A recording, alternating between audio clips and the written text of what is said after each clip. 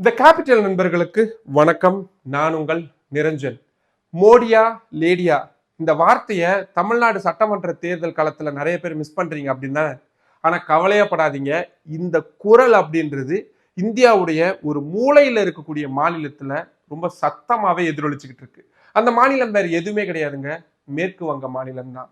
இந்தியாவுடைய original gangster அப்படின்னு சொல்லப்படக்கூடிய, கிட்டத்தட்ட அவங்களை அப்படிதான் அழைக்கணும், அந்த இடத்துல இருக்கக்கூடிய மம்தா பானர்ஜி அவர்கள் டைரக்டா சவால் விட்டுக்கிட்டு இருக்கிறாங்க பிரைம் மினிஸ்டர் நரேந்திர மோடிக்கு. அவங்களுக்கு மட்டும் கிடையாது, பாஜகவுடைய அத்தனை தலைவர்களுக்கும், காங்கிரஸ் கட்சியுடைய அத்தனை தலைவர்களுக்கும், இடதுசாரிகளுடைய அத்தனை தலைவர்களுக்கும் அப்படின்னு இந்தியாவுடைய மிக முக்கியமான 3 தேசிய கட்சிகளை ஒரே நேரத்துல ஒரு மாநில கட்சியுடைய தலைவராக இருந்துகிட்டு, வெறும் ஒரே ஒரு மாநிலத்துடைய முதல்வராக இருந்துகிட்டு அவங்க பண்ணிக்கிட்டு இருக்கக்கூடிய சண்டை மாறுதம் இருக்குல்ல, சாதாரணமா அதை கடந்து போக முடியாதுங்க.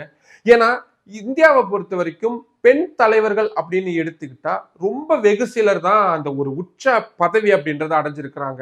ஒரு மாநில முதல்வர், ஒரு கட்சியுடைய தலைவர், அசைக்க முடியாத ஒரு ஆளுமை அப்படின்ற இடங்கள் எல்லாமே பெண்களுக்கு இந்தியாவில் அவ்வளவு சுலபமா கிடைச்சிருக்காது. தமிழ்நாட்டை பொறுத்த வரைக்கும் ஜெயலலிதா அவர்கள் ஒரு பெரிய உதாரணமாவே இருக்கிறாங்க. ஆனாலும் கூட அவங்களுக்கு அதுக்கு முன்னாடி அவங்களுடைய திரைப்பிரபலம், அதன் மூலியமா கிடைச்ச வெளிச்சம், எம்ஜிஆர் அவர்கள் கூடவே அவங்கள வச்சுக்கிட்டு அவங்களுக்கான அரசியலை சொல்லி கொடுத்தது, மேடைகள்ல அவங்கள அறிமுகப்படுத்தினது அப்படின்ற விஷயங்கள்லாம் ஜெயலலிதாவுக்கான பாசிட்டிவான விஷயமா இருந்தது. அது மட்டும் இல்லாம ஏற்கனவே இருந்த ஒரு பெரிய கட்டமைப்புல இருந்த ஒரு கட்சியை அவங்க நிர்வகிக்கக்கூடிய பொறுப்பு வந்தது. அதுக்கப்புறமா அதை அவங்க பெரிய அளவுல எடுத்துட்டு போனாங்க. ஆனா மம்தா பானர்ஜியை பொறுத்த வரைக்கும் இது எதுவுமே அவங்களுக்கு கிடையாது. காங்கிரஸ் கட்சியில இருந்தாங்க, அங்கிருந்து பிரிஞ்சு திரிணாமுல் காங்கிரஸ் அப்படின்ற ஒரு புதிய கட்சியை தொடங்கினாங்க. அந்த கட்சியுடைய நிறுவனராகவும் இப்ப வரைக்கும் தலைவராகவும் இருந்துகிட்டு இருக்கிறாங்க. வாரிசு அப்படின்னு பெரிய அளவில் அடுத்ததா திரிணாமுல் காங்கிரஸ் கட்சியை இவங்க தான் எடுத்துட்டு போறாங்க அப்படின்ற மாதிரியான ஒரு பெரிய ஒரு அடையாளம்லாம் கிடையாது. அபிஷேக் பானர்ஜி அவருடைய உறவினர் இருந்தாலும் கூட மம்தா பானர்ஜி மட்டும்தான் ஒன் மேன் ஆர்மியா அந்த கட்சியை நடத்திக்கிட்டு இருக்காங்க. மேற்கு வங்க மாநிலத்தையும் நடத்திக்கிட்டு இருக்காங்க. அவங்க செஞ்சிருக்கக்கூடிய சாதனைகள் அப்படின்றது சாதாரணம் கிடையாது. ஏன்னா 30-35 ஆண்டுகள் மேற்கு வங்க மாநிலத்தை தொடர்ச்சியா தனது இரும்பு பிடிக்குள்ள வச்சிருந்த கம்யூனிஸ்டுகள்கிட்ட இருந்து அவங்க அந்த ஆட்சி அதிகாரத்தை தட்டி பறிச்சது அப்படின்றதே ஒரு பெரிய சாகசத்துக்கு சம்பந்தமானது. இப்போ கிட்டத்தட்ட ஒரு ஒரு இந்தியாவுடைய அவங்களுடைய கரங்கள் பறந்து விரியாத இடமே கிடையாது அப்படின்னு சொல்லப்படக்கூடிய பாரதிய ஜனதா கட்சி அப்படின்ற அந்த ஒரு பெரிய சக்தியை எதிர்த்து நிற்கிறாங்க. மேற்கு வங்க மாநிலத்தை பொறுத்த வரைக்கும் தமிழ்நாடு சட்டமன்ற தேர்தலுடைய சுவாரஸ்யத்துக்கு சற்றும் குறைவில்லாத ஒரு மாநிலமா தான் நம்ம பார்க்க வேண்டியதா இருக்கு. இன்னும் சொல்ல போனா இப்ப நடக்கக்கூடிய 5 மாநில சட்டமன்ற தேர்தல் அப்படின்றது இந்தியாவுடைய தலையெழுத்தை மாற்றக்கூடிய ஒரு சட்டமன்ற தேர்தலாகவும் இருக்கு. ஏன்னா ஒருவேளை தமிழ்நாட்டில் அதிமுக பாஜக கூட்டணி அரசு அப்படின்றது அமையுது அப்படின்னா சவுத் இந்தியாவில் ஒரு பெரிய முகமாற்றம் அப்படின்றது பாஜகவுக்கு கிடைச்சிரும். கேரளாவில் ஒரு பெரிய டஃப் ஃபைட்டு கொடுத்து ஒரு கணிசமான எண்ணிக்கையில எதிர்கட்சி அந்தஸ்து வரிசையில் வராங்கன்னு வச்சுக்கிட்டாலும் கூட ஒரு பெரிய மாற்றம் அப்படின்றது இந்தியா முழுக்க எதிரொலிக்கும். மேற்கு வங்க மாநிலம் சற்றும் குறைந்தது கிடையாது. காரணம் அவங்களுடைய என்சிஆர் மாதிரியான இல்லாட்டி சிஏஏ மாதிரியான பல முக்கியமான சட்டங்களுக்கு அடிப்படை ஆதாரமா அமைய போறது மாநிலமாகவும் மேற்கு வங்க மாநிலம் இருக்கு. ஒரு புதிய மாநிலத்துல ஆட்சி அமைக்க போறாங்க அப்படின்ற ஒரு பெருமை பாரதிய ஜனதா கட்சிக்கு கிடைச்சிரும். அதனாலதான் இந்த 5 மாநில சட்டமன்ற தேர்தலை ரொம்பவும் போக்கஸ் பண்ணிட்டு இருக்காங்க. அதுல ரொம்ப ரொம்ப போக்கஸ் பண்ணக்கூடிய மாநிலம் மேற்கு வங்க மாநிலம். ஏன்னா அவங்களுக்கு இத்தனை வருஷங்களா ஒரு பிளான் போட்டு வச்சு காங்கிரஸையும் எதிர்கட்சியா இருந்த இடதுசாரிகளையும் அந்த இடத்துல இருந்து அகற்றிட்டு டிஎம்சி வர்சஸ் பிஜேபி அப்படின்ற ஒரு மிக முக்கியமான ஒரு நரேஷனை கொண்டு வந்து வச்சிருக்கிறாங்க. இப்ப தவற விட்டுட்டாங்கன்னா அடுத்த 5 வருடத்திற்கும் பாஜக காத்திருக்க வேண்டியதா இருக்கும். ஏற்கனவே அவங்க 10 வருடம் காத்திருந்துட்டாங்க. என்னென்ன பண்ணியிருக்கிறாங்க? திரிணாமுல் காங்கிரஸ் கட்சியில் இருக்கக்கூடிய பல தலைவர்களை, சுவேந்து அதிகாரி மாதிரியான மம்தா பானர்ஜியுடைய நிழலா இருந்த பலரையும் தங்கள் பக்கம் கொண்டு வந்து அவங்களுடைய கட்சியை வலுப்படுத்தியிருக்காங்க. இப்போ மேற்கு வங்க மாநிலத்தில் இருக்கக்கூடிய பிஜேபியை பொறுத்த வரைக்கும் அது பிஜேபி நம்ம சொல்லவே முடியாது, திரிணாமுல் காங்கிரஸ் கட்சின்னு வேணா சொல்லலாம். ஏன்னா பெரும்பாலான முக்கிய நிர்வாகிகள் அந்த கட்சியிலிருந்து வந்தவங்களா தான் இருக்கிறாங்க. சரி, ரைட். இப்போ அங்க சட்டமன்ற தேர்தலுக்காக பாஜக என்ன மாதிரியான ஸ்ட்ராட்டஜியை ஃபாலோ பண்றாங்க? மம்தா பானர்ஜியை பொறுத்த வரைக்கும் அவங்க மேல தனிப்பட்ட குற்றச்சாட்டுகள் அப்படின்றது எதையுமே சொல்ல முடியாது. அவங்க பெரிய அளவுல ஊழல் வழக்குகள்ல சிக்கினது கிடையாது. அவங்க ஒரு லாவிஷான ஒரு லைஃப் ஸ்டைல வாழ்றாங்க அப்படின்னு சொல்ல முடியாது. வாரிசு அரசியல் எடுத்துட்டு போறாங்கன்னு சொல்ல முடியாது.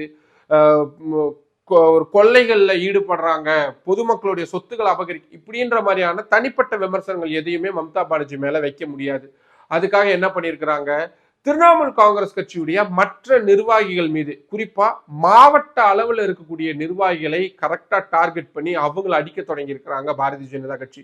இதுக்காக அவங்க என்ன மாதிரியான டாக்டிக்ஸை பயன்படுத்துறாங்க அப்படின்றது ரொம்ப ரொம்ப இன்ட்ரெஸ்டிங்கான விஷயம். நமக்கு தெரியும், பாஜகவை பொறுத்த வரைக்கும் இடி ஆகட்டும், சிபிஐ ஆகட்டும், எலெக்ஷன் கமிஷன் ஆகட்டும், இவங்க 3 பேருமே பாஜகவுடைய பப்பட் மாதிரி தான் செயல்படுறாங்க அப்படின்ற விமர்சனங்கள் தான் எல்லா தரப்புல இருந்துமே முன்வைக்கப்படுது. அதுக்கு வலு சேர்க்கக்கூடிய வகையில தான் கடந்த 3 மாதங்கள்ல மட்டும் 100கணக்கான ரைடுகள் அப்படின்றது சிபிஐ இடியால மேற்கு வங்க மாநிலம் முழுக்க பண்ணப்பட்டிருக்கு.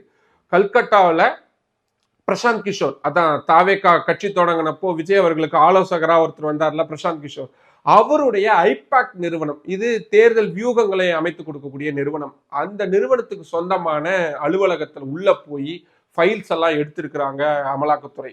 கொதிச்செழுந்துட்டாங்க மம்தா பானர்ஜி. ஏன் ஊருக்குள்ள என்ன கேட்காம எவன் வருவீங்க அப்படின்னு சொல்லி ஒரு சீஃப் மினிஸ்டரா இருந்தும் கூட அந்த ஆபீஸுக்குள்ள போய் அமலாக்கத்துறை அதிகாரிகள்கிட்ட இருந்த ஃபைல்ஸை எல்லாத்தையும் அபகரிச்சுட்டு வெளியே வந்துட்டாங்க. பாருங்க, அத்துமீறல்ல ஈடுபடுறாங்க, என்ன ரைட்ஸ் இருக்கு இவங்களுக்கு அப்படின்ற மாதிரியான குரல்களை கொடுத்தாங்க. சிபிஐ அதிகாரிகள் மேற்கு வங்க மாநிலத்துல ரைடு பண்ணணும் அப்படின்னா அதுக்கு மேற்கு வங்க மாநிலத்துடைய அரசின் அனுமதி கிடைத்தா மட்டும்தான் பண்ண முடியும் அப்படின்ற மாதிரியான ஏற்கனவே ஒரு சட்டத்திட்டங்களை மம்தா பானர்ஜி கொண்டு வந்திருந்தாங்க. இருந்தாலும் சிபிஐ தொடர்ச்சியா இந்த மாதிரி உள்ளூர் நிர்வாகிகளுக்கு குடைச்சல் கொடுத்துக்கிட்டே இருக்கிறாங்க. எலெக்ஷன் கமிஷன் என்ன பண்றாங்க, மேற்கு வங்க மாநிலத்தில் இருக்கக்கூடிய லட்சக்கணக்கானவங்க அந்த வேட்பாளர் பட்டியல இருந்து நீக்கி இருக்கிறாங்க. இது சம்பந்தமான கேஸ் அப்படின்றது சுப்ரீம் கோர்ட்டுடைய சீஃப் ஜஸ்டிஸ் பெஞ்சில் எனக்கு தெரிஞ்சு பெரும்பாலான நேரம் இந்த வழக்கம் மட்டும்தான் சீஃப் ஜஸ்டிஸ் ஃபோக்கஸ் பண்ணி எடுத்துக்கிட்டு இருக்கிறாரு. அந்த அளவுக்கு குழப்பம் அப்படின்றது அங்க போய்கிட்டு இருக்கு. எஸ்ஐஆர் விவகாரத்தை முன் வச்சு திரிணாமுல் காங்கிரஸ் கட்சிக்கு வாக்களிப்பாங்க அப்படின்னு நம்பப்படக்கூடிய இஸ்லாமியர்கள் பலரையும் வாக்காளர் பட்டியலிருந்து நீக்கிறாங்க அப்படின்ற ஒரு வெளிப்படையான குற்றச்சாட்டை மம்தா பானர்ஜி வைக்கிறாங்க. அந்த அளவுக்கு பிஜேபி ஃபோக்கஸ் பண்ணிட்டு இருக்காங்க. சரி, இதை முறியடிக்கிறதுக்கு மம்தா பானர்ஜி என்ன பண்றாங்க, அவங்க வேற எதுவுமே பண்ணலைங்க, டைரக்டா ரோட்ல இறங்கிடுவாங்க. மம்தா பானர்ஜியை பொறுத்த வரைக்கும் ஒரு 10 நிமிஷத்துக்கு அப்புறமா நான் இந்த இடத்துல வந்து போராட்டம் பண்ண போறேன் அப்படின்னு அனௌன்ஸ் பண்றாங்கன்னா, அவங்க வர்றதுக்கு முன்னாடியே அங்க ஆயிரக்கணக்கான திரிணாமுல் காங்கிரஸ் கட்சியுடைய தொண்டர்களும் பொதுமக்களும் வந்து சேர்ந்துருவாங்க. அப்படி வந்ததுக்கு அப்புறமா மம்தா பானர்ஜி ஏதோ கூட்டத்துக்கு நடுவில் ஒரு பெரிய பஸ்ல இருந்துகிட்டோ இல்லாட்டி வெறும் கை காட்டிக்கிட்டோ அந்த வேலையெல்லாம் மம்தா பானர்ஜி கிட்ட ஆகாது. அவங்க தான் அந்த படையோடைய முன் வரிசையில நிற்பாங்க. நீங்க பார்த்திருப்பீங்க, அவங்க போட்டோஸ்லயும் வீடியோஸ்லயும் பார்த்திருப்பீங்க. ஆள் பார்த்தீங்கன்னா ரொம்ப சின்ன உருவமா இருப்பாங்க, ரொம்ப சிம்பிளான ஒரு ஆளா தான் அவங்க தெரிவாங்க. ஒரு ரப்பர் செருப்பு தான் போட்டிருப்பாங்க. அதை வச்சுக்கிட்டு அவங்க முன் வரிசையில நடக்க ஆரம்பிப்பாங்க. பின்னாடி ஆயிரக்கணக்கான பேர் அப்படியே திரண்டு வருவாங்க. அதெல்லாம் வந்து வேற லெவல்ல இருக்கக்கூடிய ஆறாவா இருக்கும். அந்த அந்த பவர் இருக்குல்ல, அவங்க அந்த போராட்டம் தொடங்குறதுக்கு முன்னாடி வரைக்கும் சின்ன உருவமா இருப்பாங்க. அதுக்கப்புறமா அவங்களோட பிரம்மாண்டம் அப்படின்றது அதை நீங்க வீடியோஸ்ல பார்த்தீங்கன்னாலே உங்களால உணர முடியும். ஸோ இப்படி டைரக்டா மக்கள் கிட்ட போகக்கூடியதுதான் மம்தா பானர்ஜிக்கான வலிமையா இருக்கு. சரி, என்ன மாதிரியான வார்த்தைகளை அவங்க பயன்படுத்துறாங்க எலெக்ஷன் கேம்பெயின்ஸ்ல? மம்தா பானர்ஜி மேற்கு வங்க மாநில முதல்வர் அப்படின்ற நாற்காலியிலிருந்து அகற்றப்பட்டு விட்டால் என்றால் பெங்காலிகளை, வங்க மொழி பேசக்கூடியவர்களை யாராலும் காப்பாற்ற முடியாது அப்படின்ற இந்த ஒற்றை லைன் அப்படின்றதுதான் மம்தா பானர்ஜிக்கான ஒட்டுமொத்த போக்கஸாகவும் இருக்கு. காரணம், பீகார் ஆகட்டும் இல்லாட்டி அஸ்ஸாம் ஆகட்டும், இந்த மாதிரியான மாநிலங்கள்ல பாஜக ஆட்சி செய்யக்கூடிய மாநிலங்கள்ல வங்க மொழி பேசக்கூடிய மக்கள் வந்து அதிகமா துன்புறுத்தப்படுறாங்க. காரணம், அவங்க எல்லாருமே பங்களாதேஷ்ல இருந்து இந்தியாவுக்குள்ள சட்டவிரோதமா ஊடுருவி வந்தாங்க அப்படின்ற மாதிரியான ஒரு ப்ரொபகண்டா பண்ணப்பட்டு பாஜகவாலையும் இல்லாட்டி தீவிர இடதுசாரி ஆதரவாளர்களாலையும் பண்ணப்பட்டு நிறைய இடங்கள்ல அடிச்சு துன்புறுத்தப்படுறாங்க. ஏன் வட இந்தியாவில் யூபிலையோ மத்திய பிரதேசத்திலையோ இங்கெல்லாம் வங்க மொழி பேசக்கூடியவங்க அடித்து துன்புறுத்தப்படுறது அப்படின்றது தொடர்ச்சியா நடந்துகிட்டே இருக்கு. இதை தான் மம்தா பானர்ஜி கையில் எடுத்திருக்கிறாங்க. நம்ம மீன் சாப்பிட்றது நம்மளுடைய கல்ச்சர், நான்வெஜ் சாப்பிட்றது நம்மளுடைய கல்ச்சர், இதை இவன் யார் சொல்றது வேணான்னு அப்படின்ற மாதிரியான ரொம்ப கடுமையான வார்த்தைகளை பயன்படுத்தி, நான் இப்ப சொன்னல ஒருமையில சொன்னல, அதை நான் சொல்லல, மம்தா பானர்ஜி அப்படியான வார்த்தைகளெல்லாம் பயன்படுத்துறாங்க. வங்காளிகளுடைய கலாச்சாரமும் மொழியும் நம்மளுடைய இனமும் காக்கப்பட வேண்டும் என்றால் பாஜக எக்காரணத்தை கொண்டும் மேற்கு வங்க மாநிலத்திற்குள் நுழைய விடக்கூடாது அப்படின்னு சொல்றதோடு மட்டும் இல்லாம, நீ வங்கத்தின் மேல கை வச்சன்னா டெல்லி மேல நான் கை வைப்பேன் அப்படின்ற டைரக்டான சவாலை பிரைம் மினிஸ்டர் நரேந்திர மோடிக்கு மம்தா பானர்ஜி வெளியிட்டு இருக்கிறாங்க. அதனாலதான் இந்த வீடியோவோட ஆரம்பத்திலே சொன்னேன், மோடியா லேடியா அப்படின்றது வந்து அந்த அந்த குரல் அப்படின்றது ஒழிக்காம போகல, அது மேற்கு வங்க மாநிலத்துல ஒழிச்சுக்கிட்டு இருக்கு அப்படின்னு. சரி, மற்ற கட்சிகள்ல என்ன பண்றாங்கன்னு பாத்தீங்கன்னா, காங்கிரஸ் என்ன பண்ணுவாங்க, குட்டையை குழப்புவாங்கல்ல, அதே வேலையை தான் அங்கேயும் பண்ணிக்கிட்டு இருக்கிறாங்க. திரிணாமுல் காங்கிரஸ் கட்சியை சேர்ந்தவங்களை விமர்சனம் செய்யறதன் மூலியமா பாஜகவுக்கு ஒரு ஆதரவான ஒரு மனநிலையில தான் அவங்க செயல்படுறாங்க அப்படின்ற மாதிரியான விமர்சனங்கள், குற்றச்சாட்டுகள் தான் இருந்துகிட்டு இருக்கு. மற்றபடி தேஜஸ்வி யாதவ் ஆகட்டும், அகிலேஷ் யாதவ் ஆகட்டும், இந்த மாதிரி இந்தியா கூட்டணியில் இருக்கக்கூடிய பிற கட்சிகள் காங்கிரஸ் கட்சிக்கு சப்போர்ட் பண்ணாம மம்தா பானர்ஜிக்கு கை கொடுத்து அவங்களை வெற்றி பெற செய்யறதுக்கான வேலைகள் அப்படின்றது போய்கிட்டு இருக்கு. ஆக்சுவலா மேற்கு வங்க மாநிலத்தை பத்தி மட்டுமே நம்மளால நிறைய பேச முடியும். ஏன்னா சுப்ரீம் கோர்ட்டுடைய தலையீடு இருக்கு.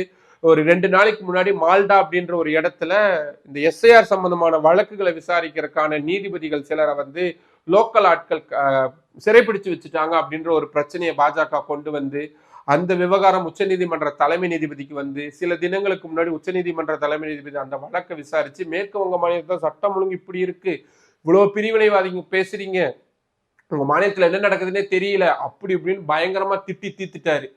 இந்தியாவில் எத்தனையோ மாநிலங்கள்ல எத்தனையோ அநியாயங்கள் அப்படின்றது நடந்துகிட்டு இருக்கு. ஒரு கிறிஸ்துமஸ் கொண்டாட்டத்தின் போது கிறிஸ்தவர்கள் மீது எவ்வளவு பெரிய தாக்குதல்கள் அப்படின்றது இந்தியா முழுக்க நடைபெற்றது. இந்த மாதிரி நிறைய சொல்லலாம். ஆனா அதுலலாம் உச்ச நீதிமன்றம் போக்கஸ் பண்ணலாம். நம்ம இப்படி சொன்னோம்னா உடனே அது கண்டெம்ட் ஆஃப் கோர்ட்டா மாறிடும். நம்மளுடைய நோக்கம் அது கிடையாது.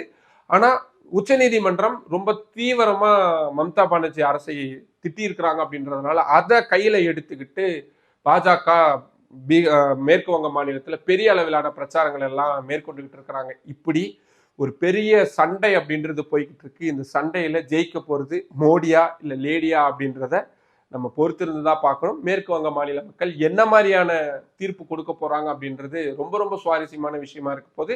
தொடர்ச்சியா அடுத்தடுத்த வீடியோக்குள்ளேயும் நம்ம இன்னும் கூட டீட்டெயிலான விஷயங்களா பார்க்கலாம். இப்ப நான் சொல்லியிருக்கக்கூடிய இந்த ஒட்டுமொத்த சீனாரியாவை நீங்க எப்படி பாக்குறீங்க? மம்தா பானர்ஜிக்கு ஏன் அவங்க வெற்றி பெறணும், இல்லாட்டி பாஜக வெற்றி பெறணும்னா ஏன் வெற்றி பெறணும்? உங்களுக்கு எந்த கருத்துக்கள் தோணினாலும் அதை கீழே கமெண்ட் பாக்ஸ்ல சொல்லுங்க. மற்றும் ஒரு வீடியோவில் சந்திக்கலாம்.